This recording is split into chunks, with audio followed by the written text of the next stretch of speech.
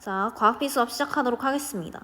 우리가 지난 시간에 냉난방 기구를 효율적으로 사용하기 위해서는 난방기는 아래쪽에 설치하고 냉방기는 위쪽에 설치하는 게 좋겠다. 이게 효율적이다. 왜?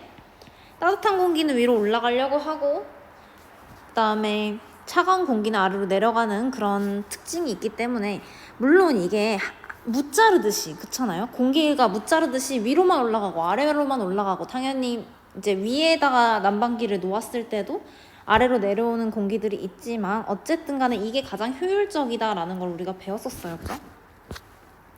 밀도 면에서 보나 아니면은 뭐 그런 에너지의 흐름 측면에서 보나. 자, 근데 이제 단열이라는 거는 이제 열 에너지를 차단시킨다 해서 단열이라고 했는데, 자, 우리가 평상시 사용하는 단열 장치들이 있는데 그 장치들의 원리를 알아보고 가볍게 알아보고 열 평형으로 넘어가도록 하겠습니다. 자, 단열 장치는 자, 이렇게 우리가 평상시 이런 단열 장치들을 우리가 집을 지을 때 사용한다. 벽과 벽 사이의 단열재.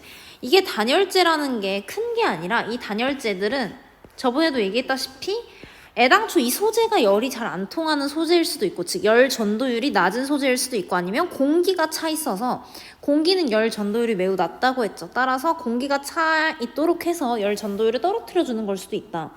이 이중창도 마찬가지죠. 이중창도 창 사이에 공기가 있어.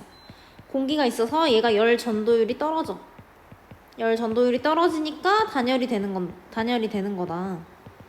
얘는 아마 단열재라고 하니까 소재 자체가 열 전도율이 떨어지는 소재를 사용한 거겠죠, 아마. 자, 그다음에 단열 필름을 천장에 사용한다. 자, 단열 필름이라는 건 뭐겠어요? 단열 필름이라는 건 얘를 이렇게 천장에 싹 발라놓으면 이제 그 위쪽에서 이제 들어오는 한기가 좀 막아주고 이런 거겠죠. 아니면은 이제 낮에는 태양빛을 막아주고 이런 거겠죠. 자, 단열 필름의 원리는 지붕을 통해 열이 전도되는 것을 막는다. 그래서 보통 이제 겨울 같은 경우에는 아마 찬기가 올라올 거고 찬기가 내려올 거고 지붕을 통해서, 혹은 여름 같은 경우에는 햇빛이 따갑게 이제 열이 전도되는 것을 막는다. 이중창의 경우에는 유리 사이에 공기가 있다. 그래서 이 공기가 열의 전도율이 굉장히 낮기 때문에 열의 전도를 막아준다. 커튼도 역시 커튼은 여러 가지 용도이긴 하지만 어쨌든 커튼 역시 창문과 커튼 사이에 생긴 공기층과 커튼으로 열이 전도되는 것을 막는다. 그래서 우리 보통 이제 한여름에 너무 뜨겁다, 햇빛이 따갑다 이러면 이제 이렇게 커튼을 가리기도 하고, 혹은 이제 한겨울에 커튼 이렇게 싹 걷으면 뭔가 갑자기 이렇게 추워지는 그런 느낌을 받을 때도 있고, 그렇죠. 그다음에 단열재 역시 벽을 통해 열이 전도되는 것을 막아줍니다.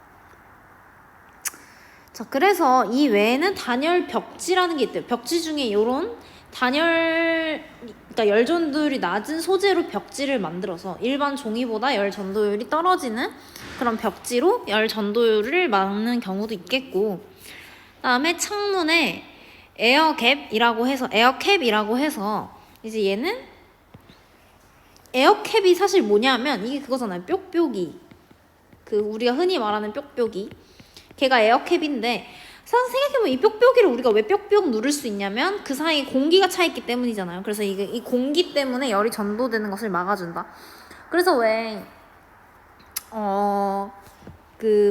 여러분들은 사실 모를 것 같은데, 왜냐면 여러분들은 다들 이렇게 운이 좋게도 따뜻한 보일러 있는 집에서 다들 살잖아요. 근데 이제 그렇지 않으신 분들이 있죠. 그렇지 못하신 분들이 계신데, 이제 그런 분들이 너무 춥잖아요. 겨울철에 난방 잘 안 되고 약간 그런 차상위 계층 분들, 그런 분들은 이제 이렇게 뉴스에서 틀어줘요. 한겨울에 이러면은 조금 덜 추워요. 히터 틀지 않아도 덜 추워요. 이러면서 이제 이런 뾱뾱이 같은 거 창문에 발라놔라. 그러면 덜 춥다. 이런 식으로 얘기를 하기도 하고 하는 뉴스가 나오는 걸 선생님이 본 적이 있는데, 네, 그런 것들. 자, 그래서 우리 주변에서 단열이 잘 되지 않거나 단열이 필요한 곳을 뭐 찾아보자 라고 했는데, 자, 먼저 겨울철 수도관을 예시로 들어보면 수도관이 얼어서 터질 수 있다. 이거 여러분들 경험한 적 있을지 모르는데 겨울에 갑자기 단수 이래가지고 갑자기 물이 안 나올 때가 있어요. 그건 바로 수도관이 얼어서 터진 거죠. 수도관이 얼면 왜 터져? 자, 생각해봐. 일단 수도관은 물이 지나가는 건데 물이 얼어. 물이 얼음으로 돼. 물이 얼음으로 되면 뭐가 커져? 부피가 커져요. 옛날에도 얘기한 적 있는데 부피가 커져서 밀도가 줄어들잖아. 우리 이거 배웠죠. 부피는 커지고 밀도는 줄어들어. 근데 부피가 커지니까 어떻게 돼? 차지하는 공간이 넓어지니까 수도관이 그냥 터져버리는 거죠. 얼음이 더 커지니까. 원래 물보다 크기가 크니까. 그래서 얘가 이제 터졌기 때문에 이 터지는 거는 이제 진짜 말 그대로 빵꾸가 난다는 얘기죠. 이렇게 틈이 생긴다는 얘기지. 자, 그럼 어떻게 하면 된다? 헝겊으로 여러 번 감싸주자. 얼지 않도록. 굉장히 뭐라 그러지? 원시적인 방법으로 막을 수 있다. 자, 화재 현장의 경우에는 어떤 단열이 필요할까? 당연히 화재 현장의 경우에는 단열이 너무 뜨거운 그 열을 견뎌내야 될 거고, 금속으로 된 냄비 역시 뜨거운 열을 견뎌내는 거니까 얘랑 얘는 좀 이유가 다르죠, 어쨌든. 그래서 화재 현장의 경우에는 열로 인해 화상을 입을 수 있기 때문에 단열이 잘 되는 소재의 소방복을 입는다. 금속으로 된 냄비의 경우에는 냄비를 막 가열하면 손잡이도 같이 뜨거워지니까 손잡이는, 이게 냄비가 보통 이제 금속 재질이잖아요, 금속. 이 금속이 아니라 손잡이만 플라스틱으로 따로 이렇게 부착을 해주면 훨씬 이제 화상을 덜 입겠죠, 그죠? 자, 요까지 하고 우리 넘어가 봅시다. 열평형.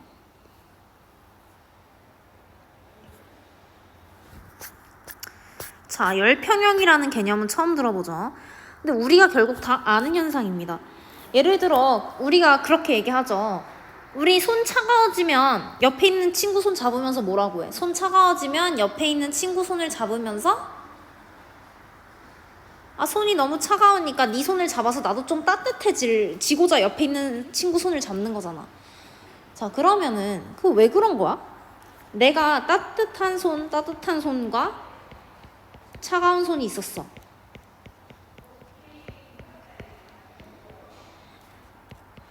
이 둘이 서로 열을 이제 주는 거죠. 따뜻한 손에 애가 열을 주는 거지. 그럼 어떻게 돼? 차가운 손은 조금 따뜻해지고 따뜻한 손은 조금 차가워지죠. 기존보다.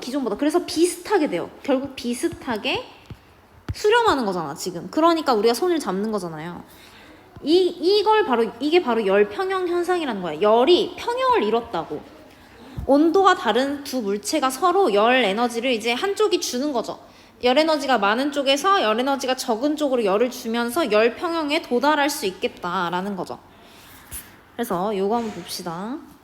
온도계의 눈금이 65도씨에서 더 이상 변하지 않네? 그럼 물의 온도가 65도씨야. 온도계가 65도씨를 가리키는데 왜 물의 온도가 65도씨지? 온도계의 눈금을 읽어 물체의 온도를 측정할 수 있는 까닭은 무엇일까? 자, 한 번도 생각해 본 적 없는 질문일 것 같은데, 우리가 온도계를 잘 쓰죠. 온도계 우리 코로나 때문에 완전 진짜 거의 무슨 지겹게 썼고, 우리가 이제 과학 실험할 때도 온도계를 쓰고, 근데 이 온도계의 눈금이 65도가 됐을 때 왜 물의 온도가 65도가 되면 딱 눈금이 거기를 가리킬까? 눈금이 막 변하잖아요, 온도가 변하면. 그럼 그 온도계의 원리가 도대체 뭘까? 얘는 어떻게 물과 똑같이 지금 이렇게 온도를 가리킬 수 있었을까? 자, 왜 그랬을까? 그 이유는 물에서 온도계로 열이 이동해서 결국 두 물체 온도가 같아지는 방식으로 이제 열 평형을 이뤘기 때문에, 그죠? 따뜻한 물에서 온도계로 열이 이동해서 결국 온도가 같아졌기 때문이다. 그죠? 근데 얘가 이제 눈금이 올라가는 이유는 뭐야?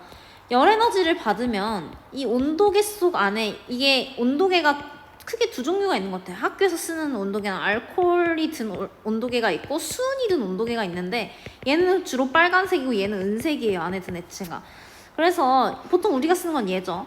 그럼 얘는 알코올 성분이 부피가 커지죠. 열 에너지를 받으면 부피가 커져. 부피가 커진다는 건 뭐야? 얘네가 차지하는 공간이 넓어지니까 쭉 올라가는 거죠. 쭉 이렇게 뭔가 늘어나는 것처럼 보이잖아요. 그런 원리를 사용한 건데, 어쨌든 이것도 어떻게 보면 열 평형 때문이다. 왜? 주변의 물에서 이 온도계로 이제 열이 이동한 거죠. 그래서 열이 이동해서 온도가 같아졌기 때문에. 자, 지금 보면은 차가운 물과 뜨거운 물, 지금 차가운 물 비커에 담아두고 뜨거운 물을 빨간색 이제 색소를 타가지고 지금 삼각 플라스크에 넣어놨어요. 근데 이때 이렇게 넣어놓고 뜨거운 물과 차가운 물의 온도를 비교해보자. 뜨거운 물은 80도에서 시작하고 차가운 물은 20도에서 시작했는데 나중에는 한 40도 정도로 평형이 이루어진다는 거죠.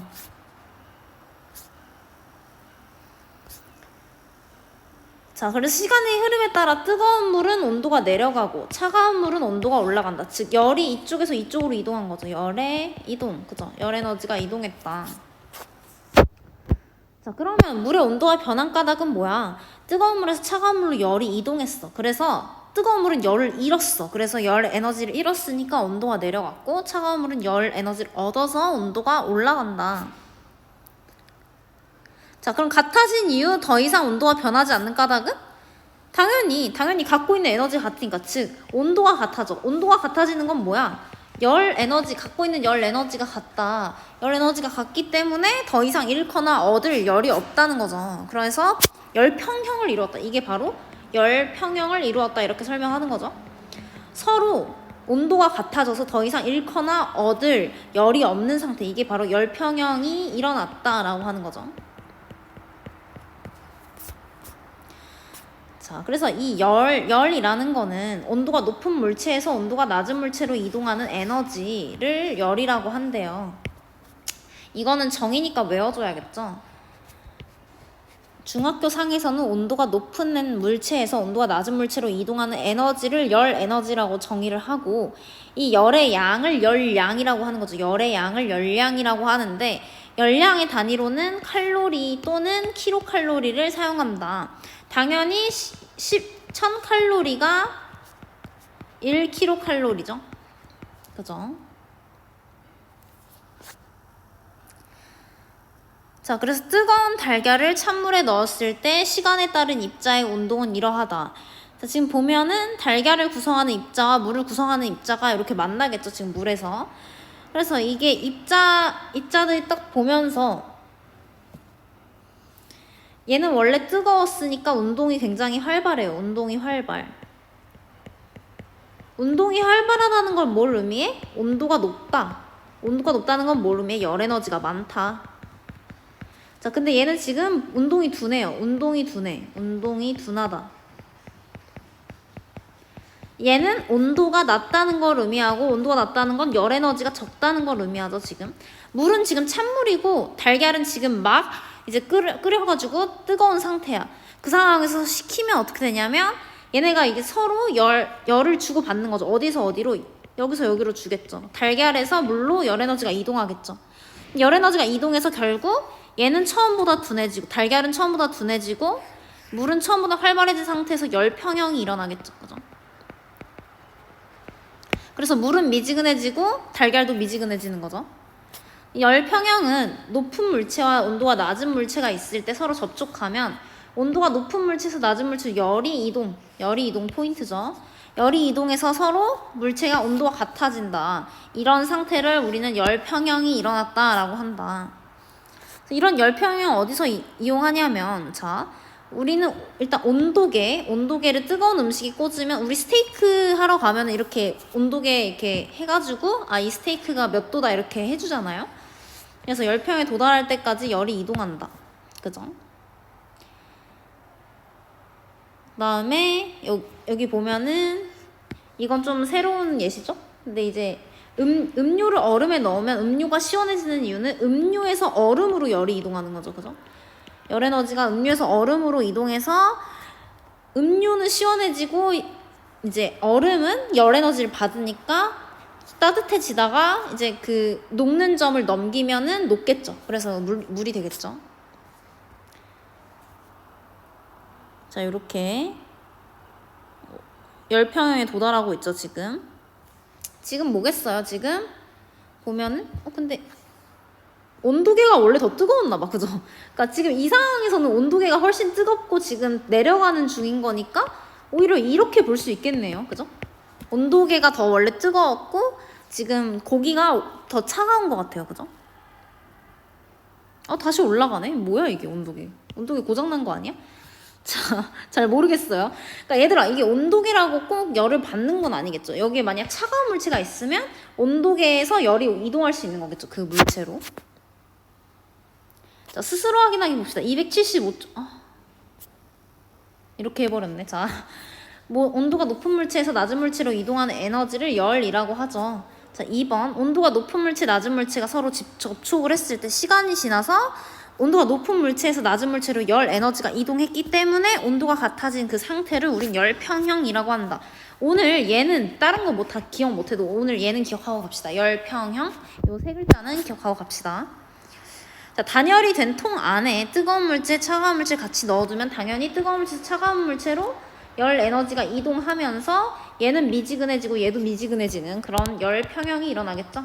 아이고, 열 평형이 일어나겠죠? 그래서 어떻게 변할까? 뜨거운 거는 차가워지고 차가운 건 뜨거워져서 결국 둘 다 비슷해지겠다. 그래서 열 평형 상태에 도달하게 된다. 정말 당연한 현상을 열 평형이라는 거창한 말을 붙여서 설명하는 과정이었습니다. 자, 요거 오늘 열 평형 세 글자만 머릿속에 넣어서 한번 잘 가져가 봅시다. 자, 오늘은 프린트를 4쪽과 5쪽을 냈는데 사실 6쪽까지 내도 될 것 같은데 이제 6쪽까지 내라고 하면 너무 많을까봐 선생님이 그냥 4, 5쪽만 걷겠습니다. 4쪽은 이제 냉난방기구의 효율적 사용 뒷편이고 5쪽은 이제 열평형 앞쪽이죠. 그래서 요거 4, 5쪽 잘 해서 지금 가져오도록 하겠습니다. 수고 많았어요. 패들렛 제출 꼭 잊지 말고 하세요. 선생님 연락 안 하게.